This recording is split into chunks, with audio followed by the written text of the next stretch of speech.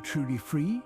Not in the way society defines it, not in the illusion of free markets, personal choice, or democracy, but at the deepest, most fundamental level.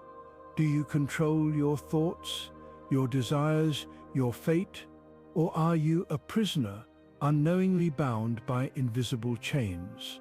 You wake up to an alarm set by a system that dictates your schedule. You work a job you wouldn't choose if survival weren't on the line. Your opinions, your morals, your very sense of self, how much of it is yours? And how much has been implanted by a world that doesn't want free individuals but obedient workers, passive consumers, and docile followers? What if everything you've been told about freedom is a lie? Friedrich Nietzsche saw this before anyone else. A society of slaves who do not know they are slaves. A system that does not need chains or whips because it has mastered something far more powerful, psychological submission. And yet, he also saw the way out. But first, you must see the prison for what it is. What does it mean to be a slave? For Nietzsche, it had nothing to do with physical chains. A slave is someone who does not create their own values, who follows, obeys, and conforms rather than wills their own path into existence. But here's the terrifying truth. Our entire society is built upon the morality of slaves. The values we uphold, obedience, humility, sacrifice, equality, these are not the values of the strong. They are the values of the weak, designed to keep the strong from rising, to punish those who seek power, to trap the ambitious in guilt, and to convince the capable that they must bow before the mediocre. Look at history. Every time a man or woman rises above the herd, challenges the rules, asserts their own power, refuses to kneel, they are labeled dangerous, a tyrant, a villain, an outcast. Why? Because society is built by the weak, for the weak, and the strong. They are conditioned to feel ashamed of their own strength. Think about it. You are taught that desiring power is evil. You are told that selfish ambition is wrong. You are rewarded not for greatness, but for compliance. They call this morality, but Nietzsche called it what it is, a strategy of control, a morality designed by slaves to keep others slaves. But it wasn't always like this. There was a time when the strong ruled, when ambition, power, and self-creation were not shamed, but celebrated. These were the masters, those who did not follow but forged their own path. The ones who built civilizations, commanded empires, created art that shook the world, and stood unafraid in the face of chaos. But something changed. With the rise of religion, democracy, and modern civilization, the weak found a way to turn the tables. They did not overthrow the strong through force, they did it through moral inversion. They made strength seem evil. They made suffering seem noble. They made submission a virtue.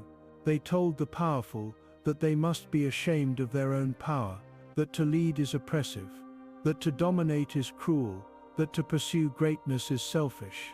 And so, the strong were tamed, neutered, turned into docile workers, obeying the rules of a world built to suppress them. But Nietzsche warned of the consequences. When the strong abandon their own power, civilization collapses into mediocrity. And that is exactly what we are seeing today. But here's where it gets darker.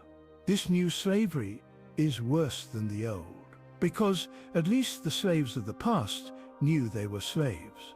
Today, the chains are invisible. The prison has no walls. And the captives, they defend their own captivity. You are a slave to your job, forced to work not for passion, but for survival. You are a slave to money, chasing paper that determines your worth in a system you didn't design. You are a slave to opinions, afraid to speak your mind in fear of exile, cancellation, or judgment. You are a slave to comfort, addicted to distractions, entertainment, and cheap pleasures that keep you too numb to see the truth. You are not free. You are conditioned to believe you are free, while every aspect of your life is controlled. And worst of all, the moment you try to break free, the rest of the slaves will turn against you. They will call you selfish. They will say you are dangerous. They will try to pull you back into their chains, because deep down, they do not want freedom, they want safety. But there is a way out, not through revolution, not through rebellion, but through transcendence. Nietzsche called it the will to power, the force that drives the truly free to rise above the herd and forge their own destiny. To reclaim your strength, you must Sontul-Swalen. Stop seeking validation. Society rewards obedience, not greatness.